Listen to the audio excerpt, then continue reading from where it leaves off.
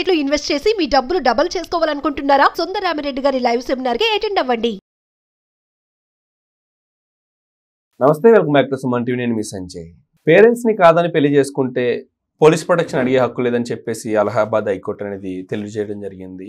Recent గా జరిగిన పరువు హత్యల గురించి వీటి గురించి చూసుకుంటే ఈ వార్త అనేది కొంచెం సంచలనంగానే మారుతుంది. అండ్ అంతేకాకుండా మిర్యాలగూడ ఘటన ఒకటి, నల్గొండ ఘటన ఒకటి, ఇలాంటి ఘటనలు చూసుకున్నప్పుడల్లా భయపడుతూ ఉంటారు ఒక ప్రేమలో విన్న వ్యక్తులు కానీ, ప్రేమించి పెళ్లి చేసుకుందాం అనుకున్న వ్యక్తులు కానీ.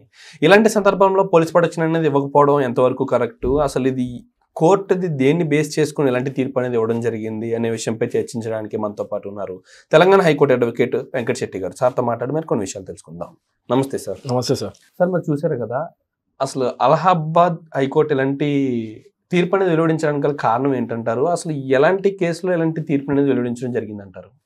సార్, ఫస్ట్ ఆఫ్ ఆల్ మనం చూసుకుంటే ఈ కేసెస్ ఏదైతే ఉన్నాయో, అంటే పోలీస్ ప్రొటెక్షన్ కోసం వెళ్ళిన ఏదైతే వీళ్ళు లవ్ మ్యారేజ్ చేసుకోవడానికి అని చెప్పి చేసుకున్న తర్వాత ఒక పోలీస్ ప్రొటెక్షన్ కోసం అని చెప్పి వీళ్ళు స్టేషన్కి వెళ్ళడం జరిగింది.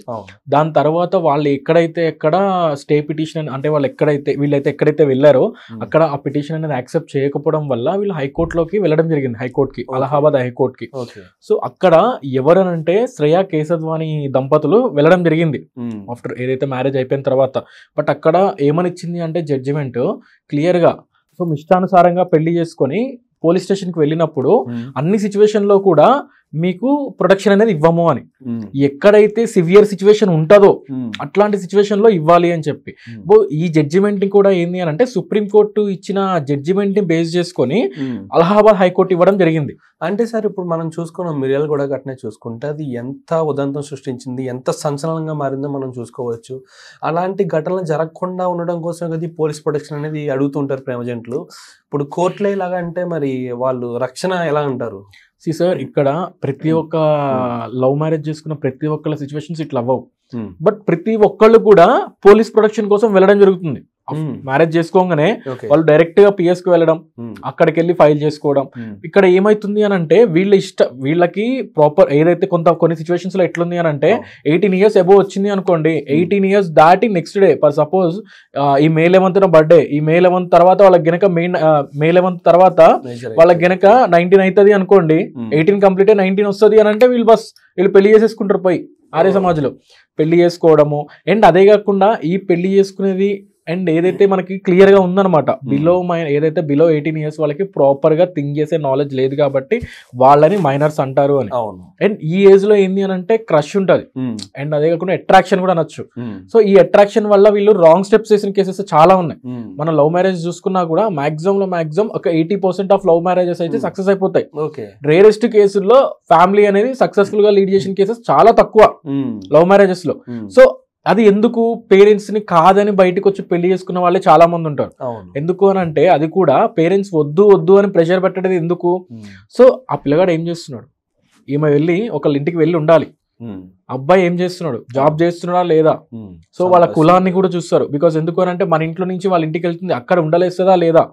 సో ఇవన్నీ కన్సిడర్ చేసుకొని వాళ్ళు యాక్సెప్ట్ చేయకుండా ఉండడం జరుగుతుంది. అండ్ వాళ్ళు ఇప్పుడు పెళ్లి చేసుకొని వస్తే తల్లిదండ్రులు కూడా ఎందుకు కాదంటారు, పెళ్లి చేసుకొని వస్తారు. సో మహా అంటే 2 months కోపంతో ఉంటారు, 3 months కోపంతో ఉంటారు, దాని తర్వాత యాక్సెప్ట్ చేస్తారు. అది మీరే అన్నారు కదా సార్, నిజంగా మన పిల్లలు ఎవరన్నా ప్రేమించి ఇష్టపడి ఇంట్లో చెప్పకుండా పెళ్లి చేసుకున్నారంటే ఖచ్చితంగా కోపడతాం, గొడవలు పడతాం, తిడతాం, కొడతాం, ఇలాంటివి జరుగుతూ ఉంటాయి, కామన్ థింగ్. కానీ ఇలాంటి సందర్భంలోనే ఆవేశపరితులై కొంచెం ఏదన్నా మితిమీరి చేస్తే ప్రమాదమే కదా సార్. అలాంటప్పుడు ప్రొటెక్షన్ లేకపోతే ఎలా? సో అదే క్లియర్ గా మెన్షన్ చేసింది ఆ జడ్జిమెంట్ లో. ఏం మెన్షన్ చేసింది అని అంటే సివియర్ సిచ్యువేషన్స్ ఉంటే ఇన్ కేస్ నిజంగా వాళ్ళు గనక థ్రెటన్ చేసే సిచ్యువేషన్ ఏమన్నా ఉంది అని అంటే వాళ్ళకి స్టే ఇవ్వండి అని. అర్థమైందా? ఎక్కడా కూడా పోలీస్ ప్రొటెక్షన్ ఇచ్చినా కూడా వాళ్ళు మీడియేషన్ చేయడానికి ట్రై చేస్తారు. సో అప్పటికి అవ్వట్లేదు టీకే అని చెప్పి వాళ్ళకి ప్రొటెక్షన్ ఇవ్వడం జరుగుతుంది. బట్ ఇక్కడ ఏంది అని అంటే పేరెంట్స్ కొంతమంది ఏం మాట్లాడలేని సిచ్యువేషన్ లో కూడా వాళ్ళ మీద వెళ్ళి వీళ్ళు కంప్లైంట్ పెట్టడం జరుగుతుంది చాలా సిచ్యువేషన్స్ లో. సో వాళ్ళు డైరెక్ట్ గా వచ్చి వీళ్ళు గనక మాట్లాడుతున్నప్పుడు వాళ్ళు అబ్జెక్షన్ పెట్టినా గానీ, లేకపోతే చంపేస్తా కొట్టేస్తా, నిజంగా చంపేస్తా అంటే నిజంగా చంపుతారా? అటు చంపిన కేసెస్ చాలా రేర్ లో ఉన్నాయి, అంటే అప్పటిదాకా చూడాలా అని అనొచ్చు. బట్ అట్లాంటి సిచ్యువేషన్ లో పోలీస్ ప్రొటెక్షన్ కోసం తీసుకోవచ్చు. సో నేను ఎక్కడా తప్పు పట్టట్లేదు, ఓన్లీ ఏంది అని అంటే ఎందుకైతే ఆ స్టే పిటిషన్ యాక్సెప్ట్ చేయట్లేదు, బికాస్ ఎందుకు అని అంటే వాళ్ళకి చాలా కేసెస్ అనేది ఉంటాయి, పోలీస్ డిపార్ట్మెంట్ కూడా చాలా కేసెస్ ఉంటాయి.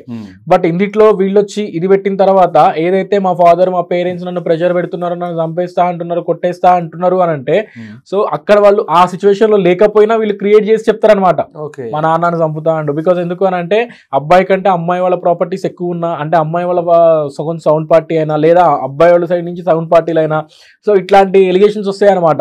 సో వాళ్ళు చేసేది తక్కువ ఉంటది, వీళ్ళు చేసేది ఎక్కువ ఉంటది. సో మనం చూసుకుంటే లవ్ మ్యారేజెస్ అనేది చాలా అవుతాయి, చాలా అవుతాయి. అందుట్లో పరువు కోసం హత్య చేసిన కేసెస్ ఎన్ని ఉన్నాయి? ఒకటో రెండు మహా అంతే, 5 to 10% అంతే. బికాస్ ఎందుకు అని అంటే ఏ తల్లిదండ్రులు కూడా వాళ్ళ కొడుకులను చంపుకోరు, కూతుర్లను చంపుకోరు, అంతే కదా. సో వాళ్ళు అంత దిగజారైతే చంపే సిచ్యువేషన్స్ చాలా తక్కువ ఉన్నాయి సార్. మన రేరెస్ట్ కేసుల్లో మనం ఏదైతే చూసుకుంటే ఎర్రగడ్డలో అయిన ఇన్సిడెంట్ గానీ, సో ఎర్రగడ్డలు నడి రోడ్డు మీద తండ్రి చంపేసిండు కూతుర్ని లవ్ మ్యారేజ్ చేసుకుందని. అండ్ విజయవాడ ఏదైతే మిర్యాలగూడలో చూసుకున్నా కూడా అమృత ప్రణయ హత్య కేసు గానీ, లేకపోతే మనకి ఏదైతే రీసెంట్ గా నల్గొండలో అయింది, అయిన సిచ్యువేషన్ చూసుకున్నా కూడా, సో ఈ సిచ్యువేషన్స్ వల్ల వాళ్ళ జీవితాలు నాశనం చేసుకుంటున్నారు.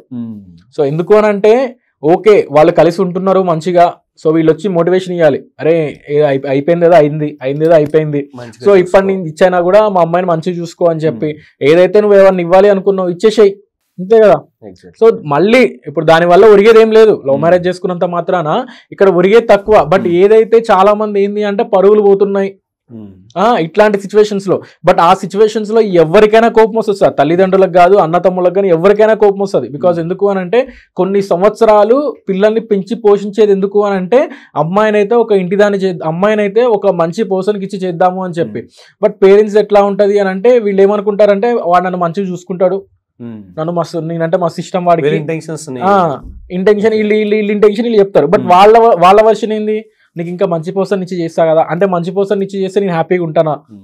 సో హ్యాపీగా ఉండేటట్లయితే అరేంజ్డ్ మ్యారేజెస్ ఇన్ని సక్సెస్ ఎందుకు అయిపోతాయి? మాక్సిమం ఆఫ్ ద కేసెస్ లో డైవర్స్ రేషియో చూసుకుంటే డైవర్స్ కేసులో వచ్చిన maximum 80% of the cases love marriage చేసుకున్న కేసెస్. నేను 100% బాండ్ రాసిస్తా, లవ్ మ్యారేజ్ చేసుకున్న కేసెస్ 80% అవి డిజాల్వ్ అయిపోతాయి. సో పెద్ద మనుషుల మధ్యలో కూర్చొని క్లోజ్ చేసుకోవడమా, లేకపోతే ఒక 1 year తర్వాత. బికాస్ ఎందుకు అని అంటే వీళ్ళిద్దరు కలిసి ఉన్న రోజులు మంచిగా ఉంటుంది. వీళ్ళు ఒకవేళ రిలేషన్షిప్ లో ఉన్న మహా అంటే ఈవినింగ్ పూట కలుస్తాడు లేదా పొద్దున కలుస్తాడు, 24 గంటలు ఉన్నాడు. పెళ్లి చేసుకున్న తర్వాత 24 hours ఉన్నప్పుడు వాడి బిహేవియర్ ఈమె బిహేవియర్ వాడికి వచ్చిన తర్వాత నువ్వు చేంజ్ అయిపోయినావు, నువ్వు ఇట్లా చేస్తున్నావు, లేకపోతే మీ ఇంట్లో వాళ్ళ మాటలు వింటున్నావు. అండ్ ఎగ్జాక్ట్లీ లవ్ లో ఉన్నంత వరకు బాధ్యతలు కూడా ఉండవు, రెస్పాన్సిబిలిటీస్ ఉండవు. సో వీడు ఏందనంటే అప్పుడు వీడు ఖాళీగా ఉన్నా కూడా ఆమెకు ముద్ద అనిపిస్తుంది. వీళ్ళు పెళ్లి చేసుకున్న తర్వాత ఖాళీగా ఉంటుంది అనుకో, నువ్వు ఖాళీగా ఉంటున్నా ఏం చేయట్లేదు అంటారు. అక్కడి నుంచి ఇట్లా గొడవలు స్టార్ట్ అయిపోతాయి, అక్కడి నుంచి కొలాప్స్ గా. అండ్ వన్ థింగ్ సార్, ఇప్పుడు ఈ ప్రేమ జంటలకు ఏం చెప్తారంటారు? పోలీస్ ప్రొటెక్షన్ కోసం వెళ్ళే వాళ్ళకి కానీ, ప్రేమించి పారిపోయి పెళ్లి చేసుకునే పిల్లలకు కానీ మీరు ఏం చెప్తారు ఈ వీడియోని బట్టి? సో ఇక్కడ ప్రేమించి పెళ్లి చేసుకునేటప్పుడు first of all me age చూసుకోవాలి. అండ్ అదే కాకుండా మీకు క్యాపబుల్ ఉందా లేదా. మీకు ఏదో లవ్ ఉందనగానే అమ్మాయిల సైడ్ ఎక్కువ చెప్తున్నా నేను, అంటే ఏదైతే అమ్మాయిలు ఆలోచించాలి అని. బికాస్ ఎందుకు అని అంటే ఒక అమ్మాయి ఒకటి నమ్మి వాడి దగ్గరికి వెళ్ళింది అని అంటే వాడు ఈమెను చూసుకోలేడా. బికాస్ ఎందుకు అని అంటే ఒక అమ్మాయిని ఎప్పుడైనా ఫాదర్ అనేది చాలా ప్రేమతో పెంచుతాడు. సో అవన్నీ వీడు పెంచలేస్తాడా చేయలేడా, అంటే ప్రేమ చూపించకపోయినా ఒక మంచి లైఫ్ స్టైల్లో కానీ, మంచి లైఫ్ స్టైల్ రిచ్ లైఫ్ కూడా అవసరం లేదు, జస్ట్ నార్మల్ గా ఏమైతే ఈమెకి నీడ్స్ ఉన్నాయో అవి ఫుల్ఫిల్ చేయలేస్తాడా. అండ్ అదే కాకుండా అబ్బాయి కూడా ఆలోచించాలి ఏంది అని అంటే ఈమె నన్ను అర్థం చేసుకుంటుందా లేదా. సో ఇవన్నీ అర్థం చేసుకొని మూవ్ అవ్వాలి.